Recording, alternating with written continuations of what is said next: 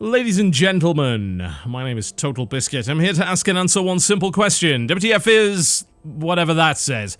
I'm not gonna even try. Frankly, me attempting to pronounce that name would be culturally insensitive. So let's call it Never Alone instead. That sounds like a good idea. It is a puzzle platformer brought to you by Upper One Games, and it is based on the culture of some native Alaskan tribes and was developed in collaboration with cultural advisors and natives from these particular communities, which is a very interesting idea.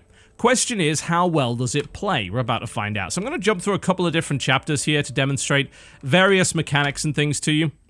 Mostly because I'm actually stuck. I'm just over 3/4 of the way through the game. The game has 8 chapters. I'm about halfway through chapter 6, and I am completely stuck. So rather than letting you see me smash my head against the same puzzle platforming section over and over and over again, let's go and do something that I know I can actually do. At least that's the hope. So these are the 2 characters that you control. You can only control one character at any given time unless you're playing in local co-op. And that would be the first thing that I would recommend doing, because controlling only one character at a time has problems. Let's just put it that way. You may get to see them in this video. If you don't see them in this video, what I'll do is I'll take some of the footage that I took earlier, which definitely had some of those problems, and I will show you that in the corner. Nice and simple. Because this game does have some issues when playing in single player. So you have 2 characters. You've got this girl, and you have this Arctic fox, which I may or may not call a dog at some point, because any animal I get emotionally invested in video games is now a dog. That's just simply the way it's going to be. I'm a dog owner, that's how it goes. The girl has bowlers, which you acquire at some point during the game, which can be used to smash things and occasionally ward off animals, although very rarely and usually ineffectively. And the Arctic fox, or the dog, it has the ability to detect spirits, which will allow it to create new platforms for the girl to jump on, and it can also jump a little bit further than the girl, and has the ability to scramble up walls, which is very important. Alright, as you can see, I'm controlling one character at a time, and the other character will follow me and at least attempt to follow me, and attempt to jump and not die. And most of the time, it manages to jump and not die. Every now and again, though, it does not, and that is going to result in instant death. This game has plenty of instant failure states if you fall into the water or you fall into a bottomless pit.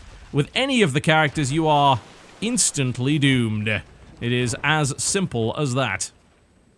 Alright, let's break through here. There we go. No. So the first problem I've got with the game is the way that the bowlers... Come on, really? The way that the bowlers control with the keyboard and mouse is a pain in the arse. It was clearly designed for analog stick.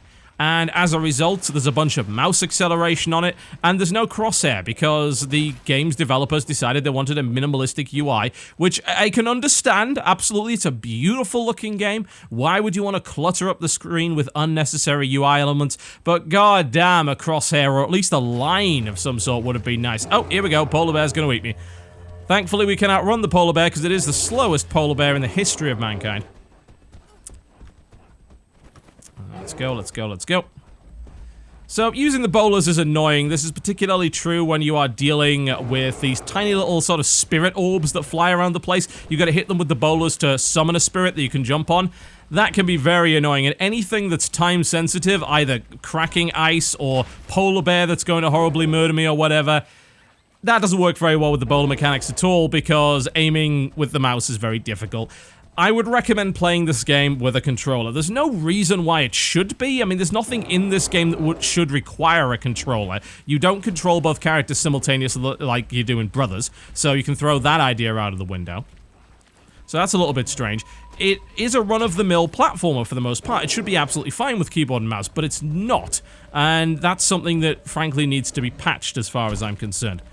Now, added to this, if we pop into the options menu, which is controlled the keyboard, not the mouse, by the way, we will notice that there is no key rebinding, which is not very good at all, is it? There's not that many buttons to worry about. You got W, A, S, and D, you got your jump key, Q switches between characters, E is the generic interact button, Tab brings up cultural insight videos, and then Control is to brace against the wind, which is sometimes relevant. But you can't rebind them, which is not ideal. Outside of that, the settings are, for a 2D game anyway, reasonable.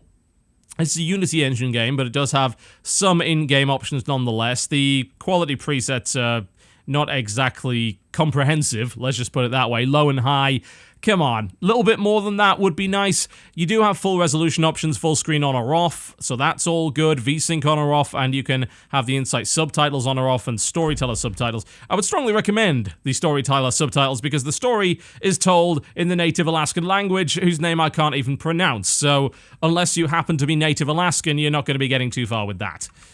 And outside of that, that really is about it, and you can change between various languages. Which includes Korean, impressively. There you go.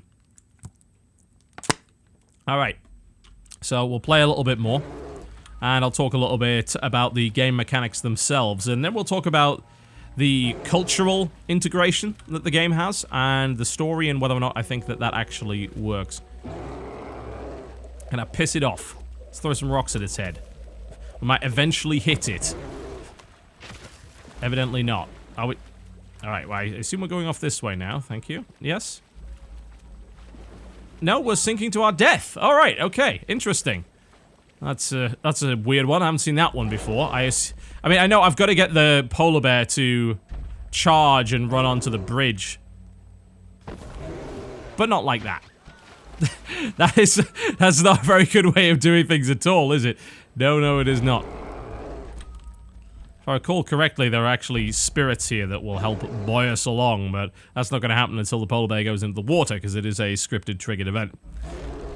So, the game mechanics. Well, for the most part, basic platforming, really. It's a case of control one character, use their unique abilities, and then once you've done that, you will be able to progress to the next area. It usually involves using one character to move some things around so that the other character can actually access them, using the unique abilities of each character. This is where local co-op comes into play, and where, frankly, the game would flow much, much, much better. Because if you're both able to cooperate and control both characters simultaneously, then the game ends up feeling a lot smoother, and the pacing is a lot better.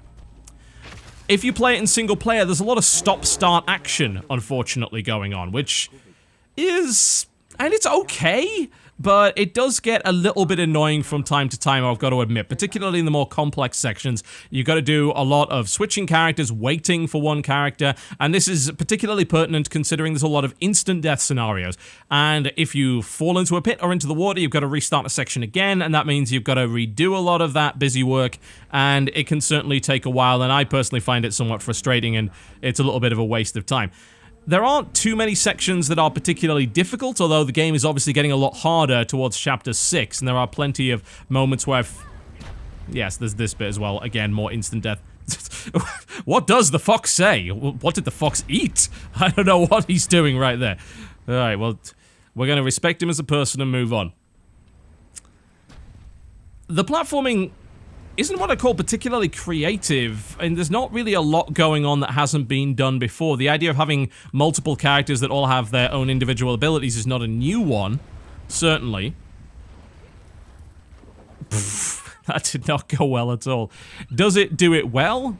I mean, it does it... the fox just got flattened, that's terrible. I mean, I'd say it's fairly mediocre, honestly, in terms of the platforming. There haven't been too many parts of the game where I've said to myself, wow, that was really satisfying, because I just figured out some really complicated platforming puzzle. That may be the case in the last quarter of the game, and as I said, I'm about 3/4 of the way through it. But outside of that, a lot of the platforming is very, very basic. Why am I jumping from there? That clearly does not work. I find the platforming to be fairly basic. A lot of what it involves is bringing these spirits out that you can sense with the Arctic Fox, and then you can move the spirits around, and then the girl can jump on the head of the spirit to advance to the next area. And there's nothing particularly clever about any of that. Most of the mechanics with the spirits don't change throughout the game. It's simply a case of find the spirit, summon the spirit, jump on the spirit, and everything should hopefully be just fine. There we go. Speaking of just fine, are we good now? Please say that we are. Hopefully the girl is fast enough. Yes, she is. Good. I'm going to actually switch to the girl so the pacing works a little bit better. There we go. And they never really seem to advance that throughout the game, which is unfortunate. You do end up encountering unfriendly spirits later on, which again are just more instant death scenarios that just happen to move around in particular patterns. But it would have been nice to see the spirit mechanics used in a better way than just creating platforms out of nowhere. Now, I realize that there's something of a bit of cultural integration with the game, both on an aesthetic level and a mechanical level. These helpful spirits that will help you along and prevent you from dying. But really, they're just glorified platforms, unfortunately, and there's not really too much going on with them otherwise. Aesthetically, they look very nice and very unique, certainly, but outside of that, there's not really too much going on with them. Now, this is one of the more complex puzzles where you have to avoid the polar bear, not get horribly murdered by the polar bear, and you've got to break your way through the area, and you have to do it mostly by making the polar bear smash things up. And this is why the game's at its strongest, because it involves switching between the two characters, and I like that a great deal. I think there's a decent amount of creativity involved in that, and again, this is a place where I think the game would greatly benefit from playing in local co-op, so that you can control more than one character simultaneously. Now, I believe what I can then do is I can move her along here, and I can sort of make him charge against the wall, if I recall correctly. There we go, which is going to break that, which is awesome, and then we can kind of do that again. Now, this is the bit where the game sort of is at its best when you get scenarios like this, but frankly, they're too few and far between. Ah, bloody hell. And the jumping is not all that precise, which can involve instant death, because you can't cancel out of a jump. If you mess your jump up, in a scenario like this, you're dead, and you're going to have to do the sequence again. And that can be fairly annoying. The jumping is not all that precise. It may just be down to the fact that I'm using mouse and keyboard, but really that's not all that much of an excuse. This is not much of a precision platformer. This is no Meat Boy, and Meat Boy frankly worked fine with the keyboard and mouse anyway, and yeah, for some reason Never Alone doesn't necessarily, which is a little daft, perhaps. Come on. Come on. There you go. Smash yourself against that. I'm sure everything will be just fine, and my Arctic Fox buddy is not going to die a horrible, painful death. There we go. I can jump down there. Tempt him over. Jump up. No, and I messed it up again. God. I would like just a little bit of margin for error on some of that stuff. Would be nice. I think it's again due to the resistance to show any obvious graphical user interface stuff. Like, you don't know exactly when the fox is going to fall off the wall from scrambling. It's just something you kind of have to learn over time. It'd be nice to have like a little meter or indicator of some description along with a crosshair for the bowlers, but I understand why they didn't want that. They wanted a nice, clean look in terms of the aesthetic. I get that. I absolutely get that. I understand. It's just, frankly, frustrating from time to time. Now, another thing that really, I think, smacks of wasted opportunity is the fact that most of the cultural insights that you gain throughout the game are done through videos. Just little parts of a documentary, essentially. And occasionally it'll pop up a thing that says there's a new cultural insight available, but it doesn't communicate it in any way through the game. It's just a video file. It's almost like DVD extras, the kind of things that people don't really watch. This is the most criminally missed opportunity to me, because yes, through the narrator you're able to learn something about the culture, and of course through these wonderful scrimshaw cutscenes. But I don't feel like I learn anywhere near enough, and most of the really interesting information is in a set of videos, which take you out of the game completely. They don't integrate these ideas into the game mechanics at all. In fact, most of the cultural insights that you will find through the gameplay are purely aesthetic, which I find to be very, very disappointing. I think you could take this game and put it in a different setting and it would work just as well. It's the idea of two different characters that both have different abilities helping each other along. Is there anything particularly unique about the way that the game mechanics work? Well, there's the summoning of platforms, but, I mean, do they have to be native Alaskan spirits? Well, no. I mean, they could be... I mean, it could be just Trine, really, where you're creating boxes.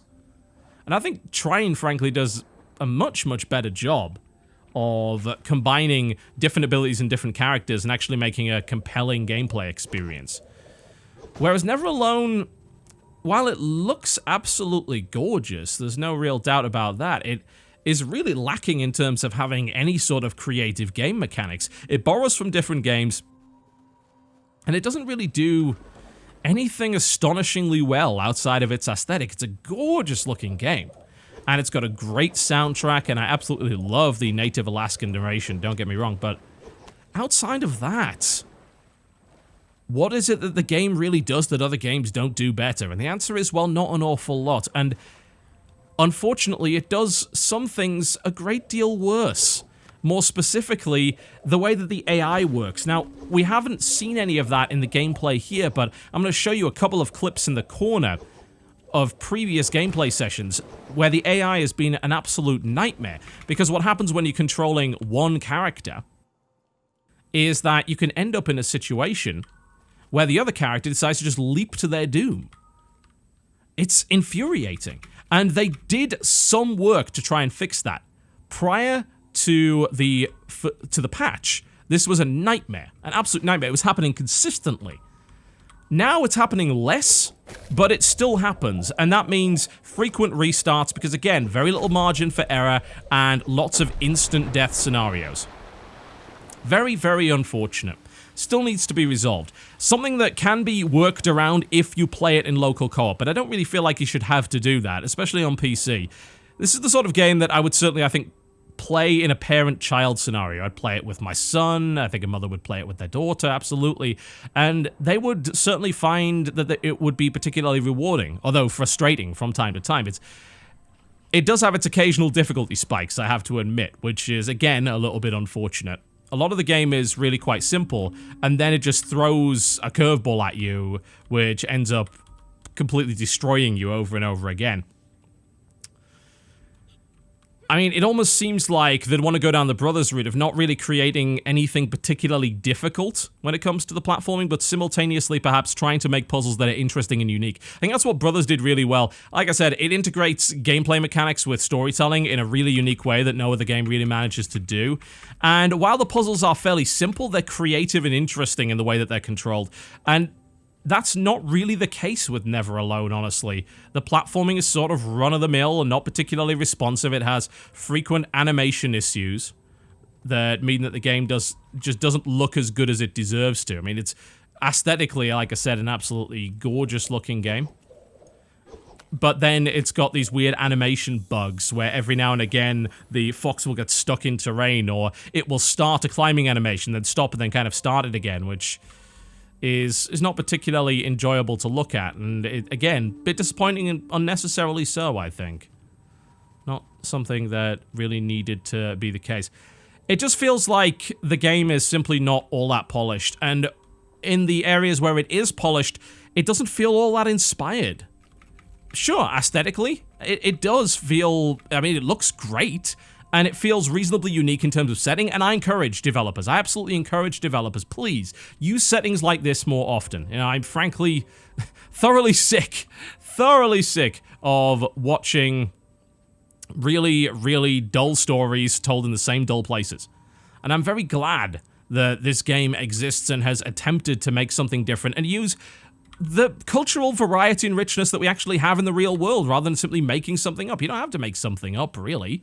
We already have so many cultural wonders in this world that we simply do not look at anywhere near often enough. And yet, unfortunately, from a gameplay standpoint, I feel like that's completely squandered. It's just a mediocre puzzle platform with a really, really awesome setting, and it deserved to be so much more than that. That's what really disappoints me about it. It should be so much more than that. I read the Eurogamer review of this title. It was actually done by a Native American, and he gave it a 10 out of 10. And I'm disappointed because I can't feel the same way about it. I want to feel that same sense of cultural identification and wonder, and I don't get any of that because I'm too busy kind of being frustrated by the game mechanics. And I would never in a million years give this game 10 out of 10. I mean, no way. I mean, you'd have to completely ignore the game mechanics to do that. I don't really understand how you could possibly, but, you know, whatever. You can review your game as you will. To me, unfortunately, it's a fairly mediocre puzzle platformer that should be played in local co-op, that has PC port issues, AI issues, and bugs, and just isn't all that creative mechanically. And that's a shame, because the cultural creativity is squandered on what is otherwise a fairly mediocre puzzle platformer. Well, that's a shame. That's a real shame. Never Alone, ladies and gentlemen. It's on Steam for $15 or your regional equivalent. Also available on Xbox One and PlayStation 4. My name has been TotalBiscuit. Thank you very much for watching, and I'll see you next time.